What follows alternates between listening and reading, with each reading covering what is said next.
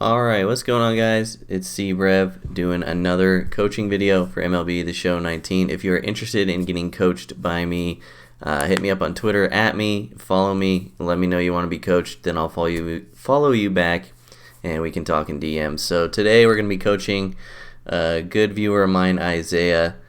He's constantly in my streams, constantly in my YouTube videos, and he is a Division Series player, at least in this game.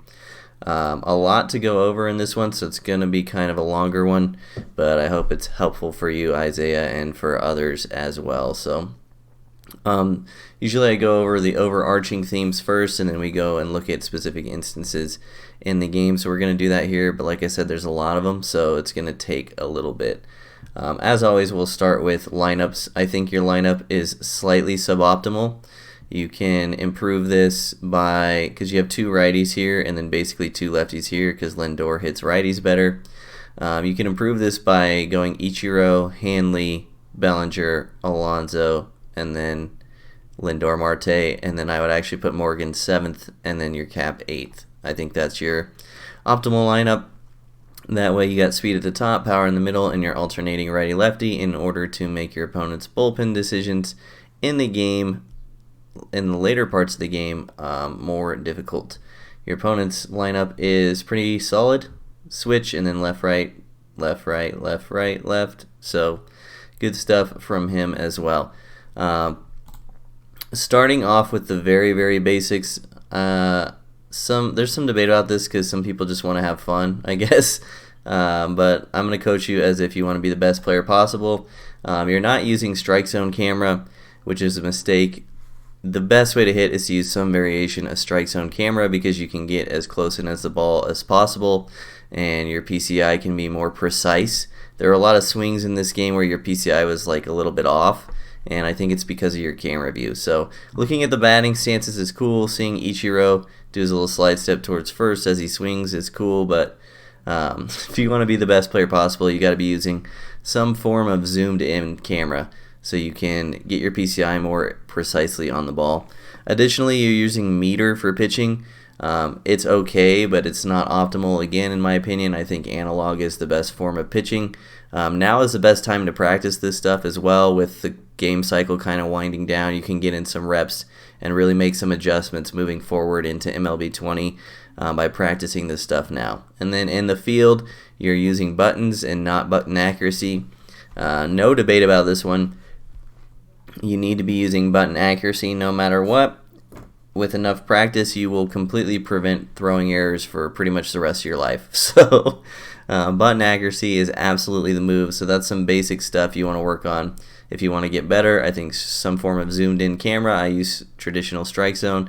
Analog pitching and button accuracy for fielding is what is the move for you. Additionally, you are navigating exclusively through the standard menu by pressing start. You can shave some time off in your games by using the quick menu. You can press up on the D-pad. It'll bring you to bullpen, mound visit, substitution, stuff like that. It's a lot quicker. Granted, your opponent can't pause with you, but in a 9-inning game, there's not a lot of situations where you both want to pause at the same time. 3-inning games are way different, but in a 9-inning game, just use the quick menu, press up on the D-pad because it's faster.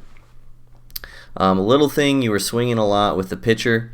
I always talk about this because I see it a lot, but make sure you're using your pitcher spot wisely. Like when Kershaw's hitting, you're pretty much swinging at everything. You can use the pitcher slot to gain information, try to pick up on some of your opponent's sequencing, or maybe even just see if he's going to walk you because he can't hit his spots. So just try to be more patient with the pitcher. Additionally, you were swinging way too much, specifically with your speed guys like Ichiro.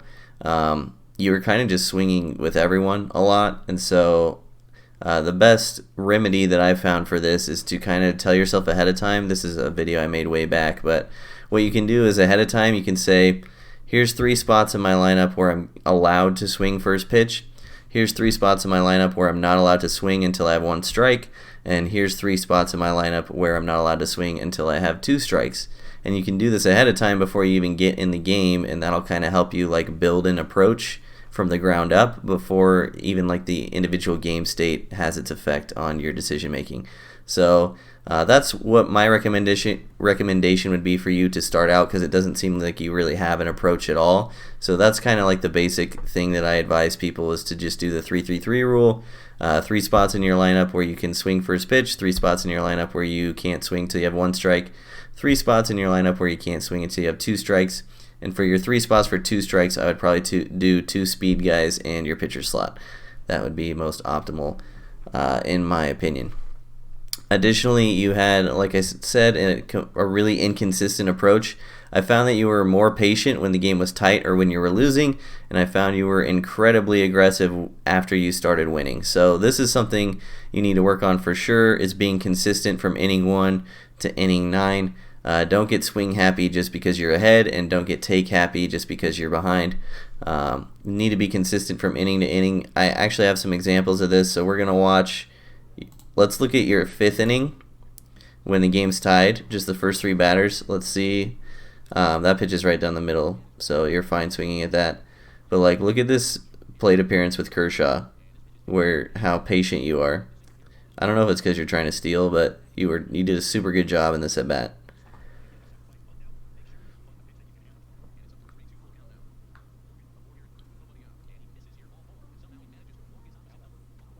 And then you rip a double.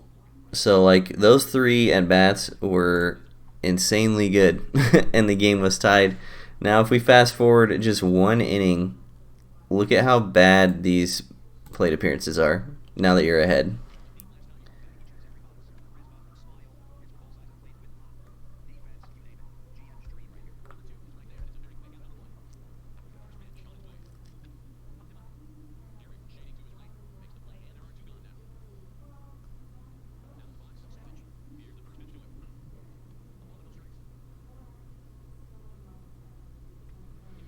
Yeah, so that's a 4-pitch inning. Literally just the next inning after you were ahead, you got way aggressive. I think from the 6th inning on, you probably swung at the first pitch with every single batter. If it wasn't every single batter, it was close. Like, from the 6th inning on, whatever approach you had before just completely went out the window. And I think it was because you were winning. So just try to be consistent is what I'm saying. I think the 3-3-3 rule will help you with that. And just try to generate some form of approach that works for you, instead of just going up there trying to hit everything all the time. Your PCI, let's talk about your PCI. I don't think I wrote down a good clip for this. 1530.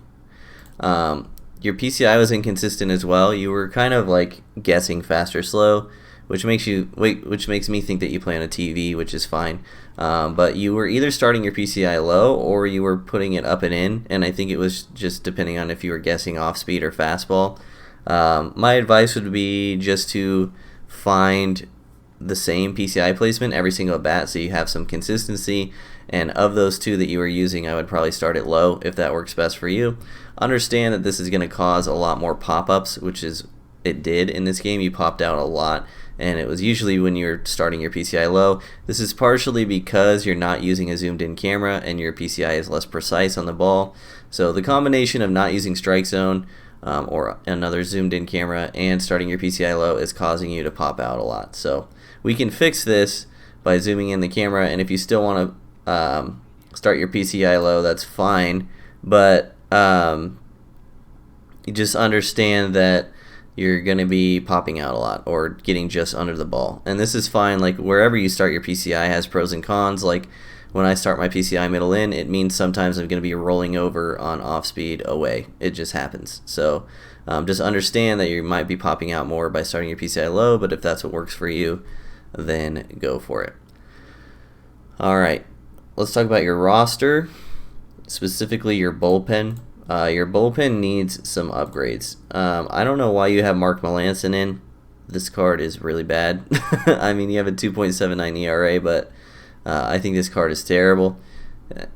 You need to get Kenley Jansen in here somewhere. Kenley Jansen, arguably the best reliever in the entire game, and he only costs like $30K now. So you can scrounge up some semblance of $30K stubs to put Kenley Jansen in your bullpen. It's one of the best deals stub-wise in the entire game. So my advice would be to replace Mark Melancon with Kenley Jansen, and then lefties are tough because they are so expensive. I like that you have Britton. You can do the postseason moments and get 92 Patrick Corbin. I think he might be a little better than Drew Pomeranz, but Pomeranz is fine. And then I would save up and try to get finest Josh Hader. Or if you want to hate your life for like a week straight, you can do Moments Extreme and try to get the 98 Andrew Miller. One of those options. But you need a better lefty, and you need to get Jansen in here for Melanson. So, wow, that was very... I'm dropping beats here, chat. Dropping bars. Yeah, replace Melanson with Jansen and save up for Hader, or do Moments Extreme to get Andrew Miller and replace Chapman with them, and then try to save up for finest Josh Hader. Your righties are good, so except for Melanson. So that would be my opinion. And then the number one overarching theme that I want to talk about, this is just, I guess, comes with experience and the ability to pick up on your opponent's tendencies. So your sequencing, pitching-wise, throughout this entire game was honestly really terrible.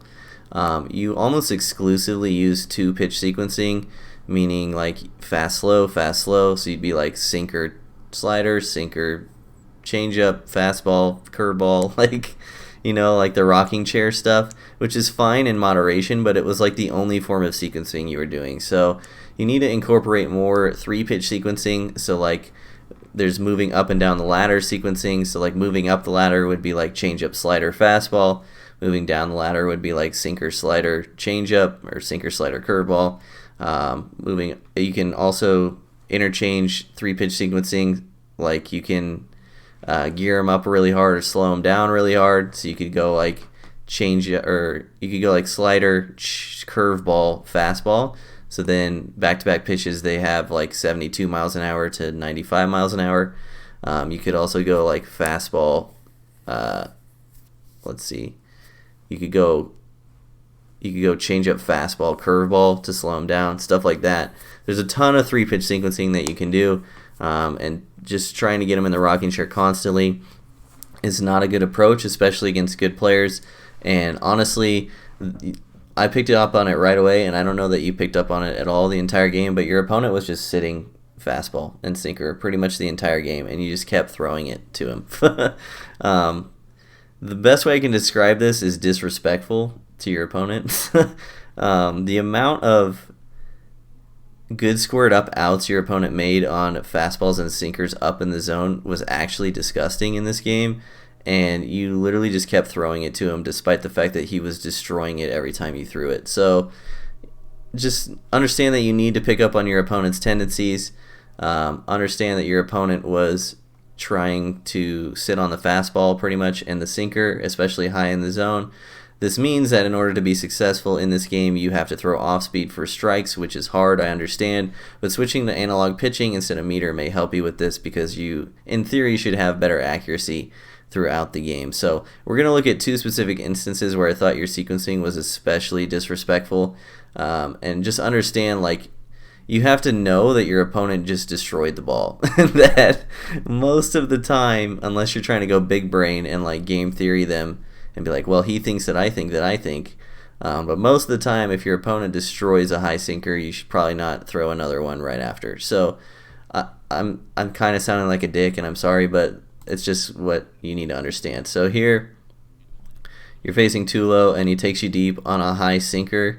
And look at this next at bat with Jim Edmonds. Like, this is, it's so disrespectful, man. Like, he just good 108 on a four-seamer up, and you go sinker high into sinker high, and he flies out to the track. Like, he literally just 108 mile an hour line drive over the fence on a high fastball, and you followed it up by two more hard pitches that were high. Like, at least throw some off speed to see if he'll bite. Like, I don't know, man. You gotta work on picking up the tendencies, because that was just not good. This one was also pretty bad. Same sort of deal. Look how lost your opponent looks in this at bat when you're throwing nothing but off speed low.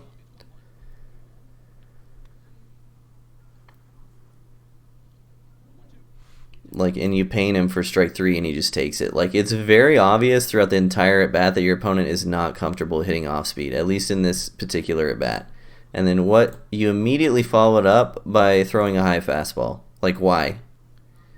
Like, you just basically bent him over, made him your son for 4 pitches, and then you just completely went away from everything you just threw, and you throw him a high fastball and he just destroys it. So, like, you just got to understand, like, every time your opponent takes a pitch, every time your opponent swings at a pitch, there's information being conveyed back and forth, and you need to be picking up on this information in order to decide what pitches should be thrown next. Like, your opponent was completely lost versus that off speed, and then the next batter, you just threw a fastball high pretty much right down the middle, and he destroyed it. So just work on your sequencing. It needs a lot of work. Again, I'm not trying to be mean. I'm trying to help you. Work on 3-pitch sequencing. Look up some videos on it. You can find some real-life baseball stuff on that too. And then just understand, like, if your opponent's on something, you probably need to go somewhere else, at least for a couple at bats, to try to get your opponent off his game. Sweet. So now let's go through some specific instances. Let's go to 12:45. Your opponent has a 99 speed cap on second base with 2 outs, and you are extremely concerned with him at second base. Like, you're holding the ball for long, you're picking off, you're even pitch out. I don't know why you're so concerned about him stealing, because there's 2 outs. Like, if he gets to third base, it actually doesn't mean anything unless he gets a hard hit single or there's a pass ball and he scores. Which scoring on pass balls is nigh impossible this year anyway. So you need to just not care at all about this runner on second base. You need to just focus on getting the batter out and going back to the dugout. Because if you just get the batter out, you're fine. Like, he's not going to score because you have 2 outs. So you just actually shouldn't care at all if he steals third here. And you're spending way too much of your brain power focusing on the runner instead of focusing on the batter. So just a little thing there. Here's another very little thing that even I struggle with sometimes. I have to constantly remind myself to do this. But in this instance, you hit a home run to tie the game, and the very next pitch you end up popping out on a late swing. And like I said, I've been teaching this to myself as well, but what I advise is, if you hit a big home run or like a game-changing hit or like a momentum swing of some sort, just try to take a couple pitches in the at-bat immediately following, because, like I said, myself included, a lot of people will just be like amped up from the previous at-bat, and they'll just throw away this at-bat because they're swinging at a bad pitch or taking a bad swing because they're still amped up from the last at-bat. So if you get a big momentum swing or you tie the game up or something like this, just try to take a couple pitches afterwards to try to settle yourself down, even pause the game if you need to, because, like I always say, the person who wins in general is the person that takes the least amount of bad at-bats, and so you can prevent some of these bad at-bats by just taking a chill pill after you make a big hit. 1840, this is a clip we already saw. So Kershaw walks, and then you rip a double with Ichiro Suzuki. There's no one out in this inning, so given the state of the game, this is actually a really bad send to send this guy home here. You actually get super lucky that Kershaw is safe. You could have like killed pretty much your whole inning. Second and third, nobody out is in like actually one of the best positions you can be in as an offense in baseball. Like, if this guy was out, it would have been just a runner on third with 1 out, which is still fine. You could maybe get 1 run in, but it's infinitely worse than second and third, nobody out, and you can probably still get this runner in the next 2 at-bats somehow. So given that Kershaw only has 25 speed, and given the fact that the relay actually came in pretty quickly, they got the ball in pretty fast, all things considered, I think this was a really bad send, and it could have cost you a run and an out. So I would have held the runners at second and third there, just my opinion. Later in the inning, Pete Alonso strikes out, so you've got a runner on third, 1 out, and Hanley Ramirez at the plate. Notice that your opponent's infield is back. This is pretty standard for early in the game. People don't usually put their infield in early in the game unless they're desperate, or unless in real life if it's like a high leverage game like a World Series game or something. In this situation, I don't often advise contact swinging, but it's actually pretty good here because you have speed at the plate. Hanley Ramirez actually has pretty low like contact and vision ratings, all things considered.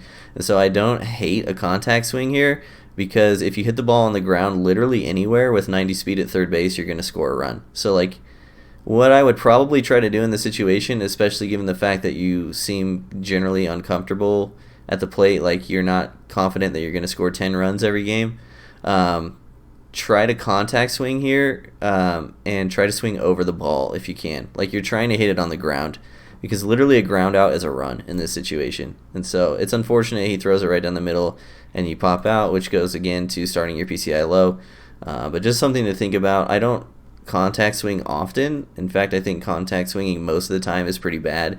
But this was a situation where it would have been actually pretty good for you, and that one run would have been the difference in the game. So let's skip ahead to 27. So it's top 7. Kershaw's thrown 6 innings, given up 1 run. There's 1 out, no one on base, so I just wanted to say good job leaving Kershaw in here. This is the right call. For those wondering, Kershaw was at about 60 pitches. You don't really gain anything by pinch hitting here, considering that there's no one on base and there's already 1 out in the inning. So good job leaving Kershaw in. That is the right decision. Skipping ahead to a possible wrong decision on the other side of the coin. So let's go a little bit farther back. So Goose Gossage, all things considered, is easily your best reliever that you had out of the guys that I saw. And it's good that you have him in a high leverage situation here. You give up a double to Mike Piazza the bat before, and it was on a high sinker again. So remember, just try to pick up on opponent's tendencies. Your opponent was literally destroying this pitch pretty much every time you threw it. And so Griffey's up in a big spot. I understand it's a big spot. I understand Griffey is a lefty and you want the matchup.